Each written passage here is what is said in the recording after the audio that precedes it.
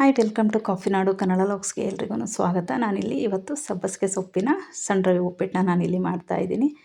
So ನಾನಿಲ್ಲಿ ಒಂದು ಪಾತ್ರೆನ ಇಟ್ಟಿದ್ದೀನಿ. ಅದಕ್ಕೆ ಸಾಸಿವೆ ಜೀರಿಗೆನ ಎಣ್ಣೆ ಹಾಕಿಬಿಟ್ಟು ಅದ್ರ ಜೊತೆಗೆ ಸೇರಿಸ್ತಾ ಇದ್ದೀನಿ. ಆ್ಯಂಡ್ ಅದ್ರ ಜೊತೆಗೆ ಕಡಲೆಬೇಳೆ ಮತ್ತು ಕಡಲೆ ಬೀಜನ ಕೂಡ ಸೇರಿಸ್ಬಿಟ್ಟು ನಾನಿಲ್ಲಿ ಚೆನ್ನಾಗಿ ಫ್ರೈ ಮಾಡ್ತಾಯಿದ್ದೀನಿ. ಸೊ ಅದ್ರ ಜೊತೆಗೆ ನಾನಿಲ್ಲಿ ಕರಿಬೇವನ್ನು ಕೂಡ ಸೇರಿಸ್ತಾ ಇದ್ದೀನಿ. ಆ್ಯಂಡ್ ಸಣ್ಣದಾಗಿ ಹೆಚ್ಚಿರುವಂತಹ ಈರುಳ್ಳಿ ಮತ್ತು ಹಸಿರು ಮೆಣಸಿನ್ಕಾಯನ್ನು ಕೂಡ ನಾನಿಲ್ಲಿ ಸೇರಿಸ್ತಾ ಇದ್ದೀನಿ. ಇದನ್ನು ಕೂಡ ಎಣ್ಣೆಯಲ್ಲಿ ಚೆನ್ನಾಗಿ ಫ್ರೈ ಮಾಡ್ತಾ ಹೋಗಬೇಕು.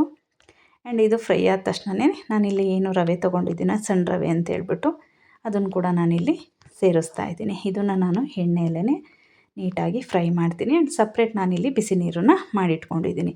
ಸೊ ಇದು ಎಣ್ಣೆಯಲ್ಲಿ ಚೆನ್ನಾಗಿ ಫ್ರೈ ಆದ ತಕ್ಷಣವೇ ನಾನು ಇದಕ್ಕೆ ಉಪ್ಪನ್ನು ಸೇರಿಸ್ತಾ ಇದ್ದೀನಿ. ಉಪ್ಪನ್ನು ಸೇರಿಸ್ಬಿಟ್ಟು ಚೆನ್ನಾಗಿ ನೀಟಾಗಿ ಮಿಕ್ಸ್ ಮಾಡ್ತಾಯಿದ್ದೀನಿ. ಆ್ಯಂಡ್ ನಾನಿಲ್ಲಿ ಏನು ಬಿಸಿನೀರು ಇಟ್ಕೊಂಡಿದ್ದೀನೋ ಅದು ಬಿಸಿಯಾಗಿದೆ. ಆ್ಯಂಡ್ ಈಗ ನಾನಿಲ್ಲಿ ಸಬ್ಬಸಿಗೆ ಸೊಪ್ಪು ಮತ್ತು ಕೊತ್ತಂಬರಿ ಸೊಪ್ಪಿನ ಸಣ್ಣದಾಗಿ ಹೆಚ್ಚಿಟ್ಕೊಂಡು ಈಗ ನಾನು ಇದ್ರ ಜೊತೆ ಸೇರಿಸ್ತಾ ಇದ್ದೀನಿ. ಆ್ಯಂಡ್ ಚೆನ್ನಾಗಿ ಮಿಕ್ಸ್ ಮಾಡ್ತಾಯಿದ್ದೀನಿ. ಸೊ ಚೆನ್ನಾಗಿ ಮಿಕ್ಸ್ ಮಾಡಿದ ತಕ್ಷಣ ನಾನಿಲ್ಲಿ ಏನೋ ಬಿಸಿ ನೀರನ್ನು ಮಾಡಿಟ್ಕೊಂಡಿದ್ದೀನ ಇದನ್ನು ನಾನು ಸೇರಿಸ್ಬಿಟ್ಟು ನೀಟಾಗಿ ಮಿಕ್ಸ್ ಮಾಡಿಬಿಟ್ಟು ಉಪ್ಪನ್ನು ಚೆಕ್ ಮಾಡಿಬಿಟ್ಟು ಇದನ್ನ ಕ್ಲೋಸ್ ಮಾಡಿ ನಾನಿಲ್ಲಿ 4ರಿಂದ 5 ನಿಮಿಷ ನಾನಲ್ಲಿ ಸಣ್ಣ ಉರಿಲಿ ಬೇಯಲಿಕ್ಕೆ ಬಿಡ್ತಾಯಿದ್ದೀನಿ. ಸೊ ಉಪ್ಪಿಟ್ಟು ರೆಡಿಯಾಗಿದೆ. ಎಲ್ಲರೂ ನನ್ನ ವೀಡಿಯೋಸ್ನ ಸಬ್ಸ್ಕ್ರೈಬ್ ಮಾಡ್ಕೊಂಡು ನೋಡಿ, ಸಪೋರ್ಟ್ ಮಾಡಿ. ಸೊ ಸಬ್ಬಸಿಗೆ ಸೊಪ್ಪು ಸಣ್ಣ ರವೆ ಜೊತೆಗೆ ಸಬ್ಬಸಿಗೆ ಸೊಪ್ಪಿನ ಸೇರಿಸೋದ್ರಿಂದ ತುಂಬ ಚೆನ್ನಾಗಿರುತ್ತೆ. Thank you for watching.